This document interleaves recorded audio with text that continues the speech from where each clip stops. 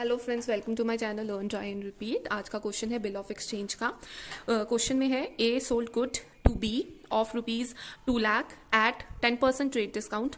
40% of the amount was paid immediately on which 5% cash discount was allowed. और जो बाकी amount रह गया है उसके लिए उसने कहा be accepted a bill on 15 September 2020 for the tender of 180 days. तो 180 डेज के लिए बिल एक्सेप्ट हो गया था। फिर उसने कहा 30 days before the due date. तो 30 डेज बिफोर ड्यू डेट, 30 दिन पहले ड्यू डेट के, the bill was endorse to C. Bill C को दे दिया जो कि क्रेडिटर था ए का।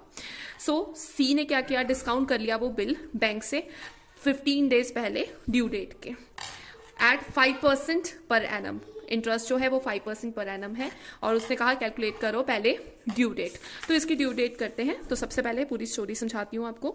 ए ने सोल्ड किया है, ए ने सेल किया बी को, ठीक है, 2 लाख का गुड दिया, ठीक है। इसके ऊपर आप सबसे पहले माइनस कर दोगे 10% ट्रेड डिस्काउंट। तो इसके ऊपर 10% ट्रेड डिस्काउंट लगाओगे। वो कैसे निकलेगा, जब आप अपना 2 लाख के ऊपर इंटू 10 डिवाइडेड बाय 100 कर दोगे। तो ये आपके पास आता है 20,000। इसको करके आपके पास 20,000 आएगा। अब क्या करोगे आप, इसको 2 लाख में से माइनस कर दोगे। तो 2 लाख माइनस 20,000, तो आपका अमाउंट आता है 1,80,000। अब ये जो 1,80,000 है, this is your total amount. अब इसमें से जो 40% है वो पेमेंट हो गई है। तो 40% ऑफ 1,80,000 निकालोगे तो वो आएगा 18,000 इंटू 40 डिवाइडेड बाई 100। तो जब आप इसका 40% करोगे 1840 डिवाइडेड बाय 100 तो 72,000 आएगा। तो ये 72,000 की जो पेमेंट है वो उसने कर दी है। तो जब ये 72,000 की उसने पेमेंट कर दी है तो उसके ऊपर उसने कहा आपको 5% कैश डिस्काउंट मिलेगा क्योंकि ये पेमेंट जल्दी हो गई है, ठीक है ना। ए ने सेल किया था, ए को पैसे मिल गए हैं, जल्दी मिल रहे हैं। तो उसने क्या किया, उसने डिस्काउंट तुम्हें अलाउ किया है। तो वो किया है 5%। तो हम इसका 5% कर देंगे। तो 72,000 का इंटू 5 डिवाइडेड बाई 100 करते हो तो आपके पास आता है 3600। तो 72,000 माइनस 3600 और जो आपका रिमेनिंग अमाउंट है वो आ जाता है आपके पास 68,400, ठीक है। सो ये तो हो गया 40% की बात। अब जो रिमेनिंग 60% है, 60% ऑफ 1,80,000 वो आपके पास आता है वो आता है आपके पास 108,000 मीन्स 1,08,000। अब ये 1,08,000 के साथ हम बाकी बिल ऑफ एक्सचेंज करेंगे। अब हमारी ड्यू डेट कैलकुलेट करनी है। उसने क्या कहा था, उसने कहा था कि जो बिल है वो 15 सितंबर को ड्रॉ किया गया है। तो ये आपका बिल जो था, यहाँ तक ये स्टोरी अलग है। यहाँ पे जो 15 सितंबर 2020 को आपने बिल ड्रॉ हुआ, ठीक है। तो जब ये बिल ड्रॉ हो गया तो अब इसके लिए उसने कहा था 180 डेज का आपने टेंडर है, 180 डेज के लिए ये बिल ड्रॉ किया गया है। तो जब हमने 180 डेज लेने तो हम कैसे लेंगे, ये 15 है तो सितंबर मंथ के 15 डेज हो गए। सितंबर के बाद अक्टूबर के आपके आ जाते हैं 31 डेज, ठीक है, 31 डेज। और नवंबर और दिसंबर के 30 डेज, दिसंबर के 31 डेज। तो ये देख लेते हैं अभी कितने हो गए, 15 प्लस 31 प्लस 30 प्लस 31, तो ये 107 है, ठीक है। तो नेक्स्ट जनवरी का 31 डेज, ठीक है, और फेब के 28 डेज। तो ये 28 डेज फैब के भी इंक्लूड हो गए। तो इसको कर लेते हैं प्लस 31 प्लस 28, तो अभी 166, मतलब इसमें 12 और ऐड करेंगे तो 180 डेज हो जाएंगे। तो ये मार्च के हम सिर्फ 12 डेज ले रहे हैं, मतलब 14 डेज ले रहे हैं। 14 ऐड करेंगे तो 180 होगा। 14 डेज ले रहे हैं तो मतलब हमारी जो वैसे ये डेट होती है वो आती 14 मार्च 2021, ठीक है। पर हमने क्या करने हैं, इसमें 3 डेज ग्रेस डेज हमने ऐड करने हैं। तो 15 प्लस 3 करेंगे तो हमारा 17 मार्च आएगा ड्यू। तो ये ड्यू डेट है। सो ये इस दिन बिल ड्यू होना है। तो ड्यू डेट फाइंड आउट करनी है तो वो हो गया आपकी 17 मार्च 2021। ओके, अब इसके बाद हम इनकी एंट्रीज पास करना शुरू करते हैं। तो हमारी ड्यू डेट हमें फाइंड आउट हो गई है। तो सबसे पहले हम जर्नल बनाएंगे फर्स्ट पर्सन का, ठीक है। तो ये है जर्नल ऑफ ए, तो ए की एंट्रीज पहले पास करने लगी हूँ। पहले ए और बी की साथ साथ चलेंगी, ठीक है। एक तरफ ए की लिख रही हूँ और मैं दूसरी साइड पे लिख रही हूँ journal of B, journal of B. तो सबसे पहले ए ने सेल किया है, ठीक है। तो जब ए ने सेल कर दी है, ए ने किसको सेल की है, सॉरी यहाँ से पहले फॉर्मेट कंप्लीट कर देती हूँ, डेट पर्टिकुलर डेबिट क्रेडिट, ठीक है। तो सबसे पहले इसने पेमेंट करी है, ठीक, इसने सेल करी है, किसको करी है, बी को। सो B debit to sales account और टोटल सेल हुई है आपकी 2 लाख की, 2 लाख की टोटल सेल हुई है, ठीक है। फिर उसके बाद आप लिखोगे being good sold to B. Next, जब बी ने यहां सेल कर दी, बी को सेल कर दिया आपने, ठीक है। अब बी ने क्या किया है, परचेज करी है। तो बी के लिए एंट्री क्या आएगी, बी की एंट्री आएगी परचेजेस अकाउंट डेबिट। फॉर्मेट नहीं बनाया, आप बनाओगे date particular amount debit credit.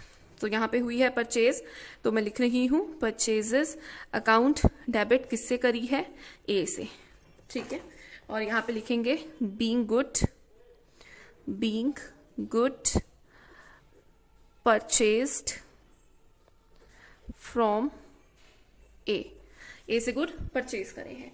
तो वो भी अमाउंट क्या है आपका, 2 लाख का। तो यहाँ पे 2 लाख आ जाएगा। अब नेक्स्ट स्टेप है, कुछ पेमेंट हो गई थी, तो जो पेमेंट हो गई है तो उसकी एंट्री डाल देंगे। तो यहाँ पे पेमेंट हुई है,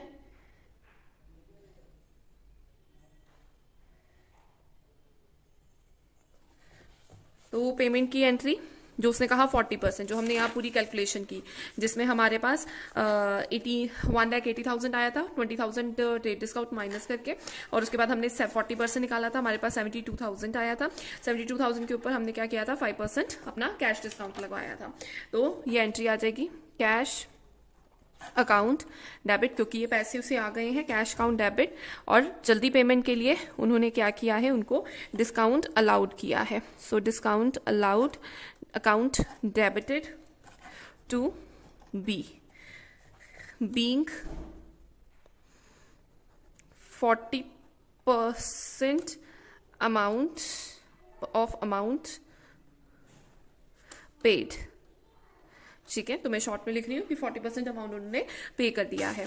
तो कैश के आगे अमाउंट आएगा आपका ये वाला 68,400, दैट इज 68,400। तो यहाँ हम लिखेंगे 68,400। डिस्काउंट अलाउड के आगे आपके पास आएगा 3600 और यहाँ पे आपके पास पूरा अमाउंट आएगा जो कि 40% था, 72,000। तो यहाँ पे लिख रही हूँ 72,000। अब ये पेमेंट हुई है, ठीक है। और इसने क्या करी है, बी ने उसी पेमेंट को रिसीव किया है। सो यहाँ पे हम क्या करेंगे,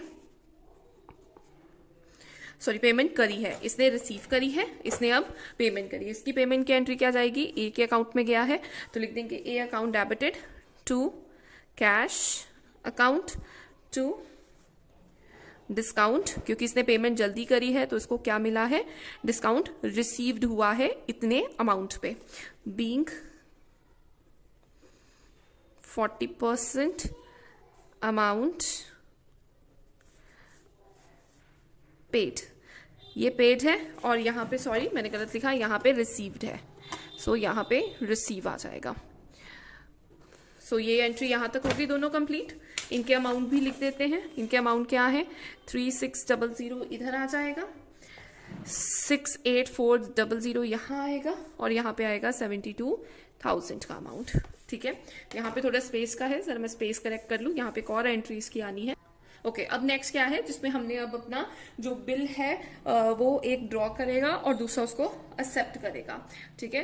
तो यहाँ पे सबसे पहले ये एंट्री उसने कही थी कब आएगी, ये आपकी क्या आएगी, 15 सितंबर को जो बिल था वो एक्सेप्ट हो गया, ठीक है। तो for the rest amount B ने एक्सेप्ट कर लिया बिल, तो बी ने एक्सेप्ट किया, ए के लिए एंट्री आएगी और डेट आएगी 15 सितंबर 2020, ठीक है। तो इसके आएगी bill receivable account debited to A. तो इसने बिल रिसीव किया है, तो यहां लिखेंगे being bill of exchange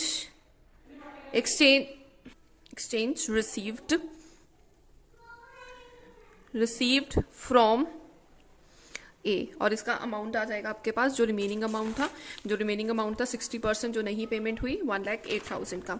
so 1,08,000 1,08,000।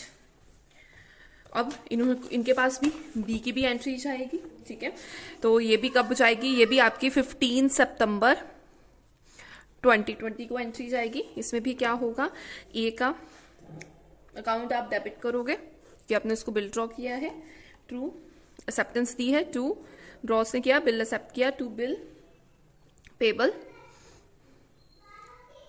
Being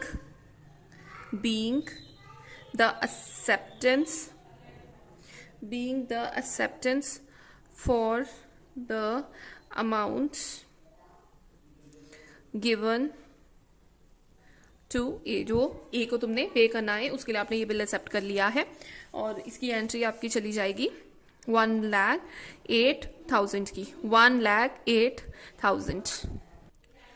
अब उसके बाद हमने उसने क्या किया, तो बिल हो गया। उसके बाद वो कहता जब 30 डेज रह गए थे तो जो बिल था वो एंडोर्स कर दिया सी को। तो बिल एंडोर्स कर दिया सी को, किसने किया, ए ने बिल सी को दे दिया, ठीक है, क्योंकि उसने उसके कुछ पैसे देने थे। सो जब इसने सी को बिल दे दिया तो उसकी एंट्री आएगी, ये उसने कब कहा है आपके पास हुई है, उसने कहा 30 डेज बिफोर ड्यू डेट। तो आप क्या करोगे, आपकी ड्यू डेट ये थी, इसमें 30 डेज माइनस करोगे। तो जब आप इसमें 30 डेज माइनस करोगे तो आपके पास डेट बनती है 15 Feb 2021, ठीक है। तो ये डेट तुम्हारी 30 डेज बिफोर है, तो यहाँ पे वो मैं लिख रही हूँ 15 Feb 2021, ठीक है। तो इस डेट को तुम्हारा ये जो था वो हो गया। अब इसमें हम क्या लिखेंगे, इसमें हमारी एंट्री क्या आएगी, हमारी आएगी C debit to bill receivable, account हमने सी को दे दिया। तो हम यहां लिखेंगे being bill from B endorse in, sorry space नहीं है तो लिख रही हूं, in favour of C, endorse कर दिया। और वो बिल कितने का था, 1,08,000 का। तो 1,08,000 का ये बिल था। अब ये एंट्री यहां तक है क्योंकि इसका कंप्लीट हो गया, इसने बिल इंडोर्स कर दिया, इसने उसको दे दिया जिससे इसने पैसे लेने थे। अब क्या हुआ, उसके बाद उसने कहा, उसने सी को बिल दे दिया था, पर सी जब ड्यू डेट से 15 डेज पहले जो सी था वो बैंक के पास गया और उसने वो बिल को डिस्काउंट करवा लिया, ठीक है। तो इसकी एंट्री ए में कुछ नहीं जाएगी, इसकी एंट्री बी में भी कुछ नहीं जाएगी, ठीक है, क्योंकि उसने अभी पेमेंट के बारे में कुछ नहीं बोला। तो यहां तक ये जो बी का अकाउंट है, बी की ट्रांजैक्शंस है, वो यहां तक कंप्लीट होती हैं, ठीक है, क्योंकि अभी उसने ये नहीं कहा कि फाइनल पेमेंट हुई है या नहीं, ठीक है। यहां पे अब हम बना रहे हैं जर्नल ऑफ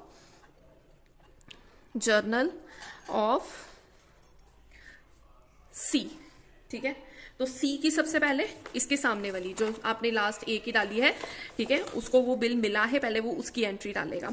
तो जब वो उसकी एंट्री डालेगा, वो एंट्री क्या आएगी, format is same date particular, मैं फॉर्मेट नहीं बना रही हूँ, ठीक है, आपने बनाना है, मस्ट है, डेट पर्टिकुलर डेबिट क्रेडिट आपने बनाना है, ठीक है। तो यहां से मेरी एंट्री स्टार्ट है। तो सबसे पहले वो जो बिल ए ने दिया है वो बिल इसके पास आया, तो वो कब आया, 15 Feb 2021 पे। तो यहां पे क्या आएगा, bill receivable account debited to A, क्योंकि बिल उसने एक्सेप्ट किया है, और ये जो बिल है वो कितना है, 1,08,000।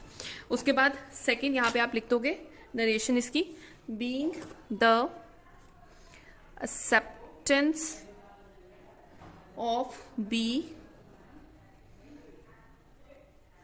रिसीव फ्रॉम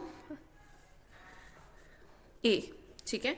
जो बी के लिए था, बी से पैसे लेने हैं, वो ए ने ए से जो उसको बिल आया है जो उसने बी से लेने थे वो सी ने एक्सेप्ट कर लिए हैं। अब उसके बाद क्या लिखोगे आप, अब जब आपका 15 डेज अभी बचे थे ड्यू डेट पे और उसने बिल जो था वो जाकर बैंक से डिस्काउंट करवा लिया, तो वो मतलब इसमें आप 15 डेज और ऐड कर दोगे, ठीक है, क्योंकि उसने कहा 15 डेज बिफोर ड्यू डेट, ठीक है। तो ड्यू डेट से 15 डेज पहले आपका बनता है 2 मार्च 2021। तो इस डेट पे क्या हुआ, बिल डिस्काउंट हुआ, तो बिल डिस्काउंट की एंट्री क्या आती है, bank account debited discount charges, क्योंकि हमें कुछ हमने डिस्काउंट करवाया है, हमें उसके कुछ डिस्काउंट चार्जेस भी देने पड़ते हैं, ठीक है। Charges account debit to bill receivable account, bill receivable account, ठीक है। तो और वो क्या है, being bill discounted from bank at the rate 5% interest. अब इस इंटरेस्ट की कैलकुलेशन कैसे करनी है वो मैं आपको भी बताती हूँ, ठीक है। तो टोटल बिल कितने का है वो आपको पता है, 1,08,000 का है। अब इसकी मैं यहाँ पे ही आपको एडजस्टमेंट बता रही हूँ कैसे करेंगे। 1,08,000 के ऊपर हम पहले तो 5% लगाएंगे, तो ये जो 5% है ये उसने लिखा है पर एनम का, तो ये पूरे साल का 5% है। पर अब बिल के लिए रह कितने दिन गए हैं, 15 डेज, तो हम यहाँ पे रिमेनिंग डेज 15 लेंगे, और हम डेज में ले रहे हैं तो पूरे साल में 365 डेज हम इंक्लूड करते हैं, तो इसको 365 करते हैं। आंसर आपका ऑलमोस्ट पॉइंट्स में आता है 221.9, मैं इसको राउंड ऑफ करके 222 ले रही हूँ। सो यहाँ पे आ जाएगा 222 आपके डिस्काउंट के चार्जेस, और यहाँ पे 107,778 एंड ये आपका रिमेनिंग अमाउंट आ जाएगा। सो ये पूरा ट्रीटमेंट है इस क्वेश्चन का।